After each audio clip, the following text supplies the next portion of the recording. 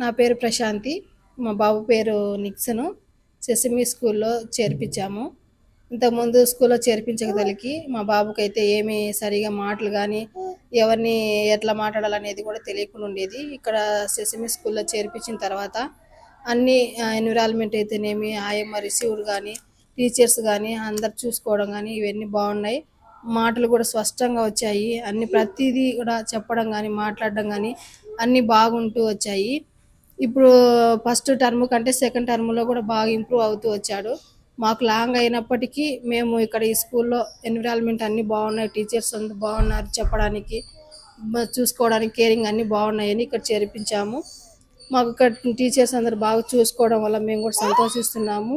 ఇంకా మా బాబుని బట్టి ఇంకా ఇంకా 2-3 పిల్లల్ని కూడా చేర్పించాలని మా ఆలోచన అయితే ఉంది.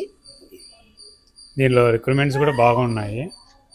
పిల్లలు ఆడుకునే విధానం అయితేనేమి, వాళ్ళ క్రమశిక్షణ అయితేనేమి, ఏదైనా పెద్దోళ్ళని ఎలా రిసీవ్ చేసుకోవాలా, మమ్మీ డాడీ అనేది. ఇంతకుముందు అయితే కొన్ని పదాలు స్కూల్లో జాయిన్ చేయకముందు పదాలు కూడా పలికేవాడు కాదు.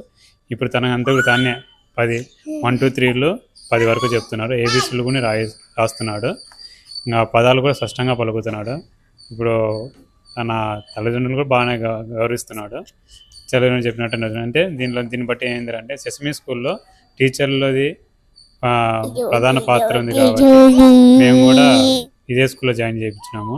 ముందులాగా మేము ఇలా ఏ స్కూల్లో మేము వెళ్ళలేదు. ఆఫర్స్ వచ్చినాయి కానీ మేము పోలేదు. దీనిలో కేరింగ్ కొంచెం బాగుంది కాబట్టి మేము ఈ స్కూల్లో జాయిన్ చేయించడానికి దీనికి రీజన్. Thank you.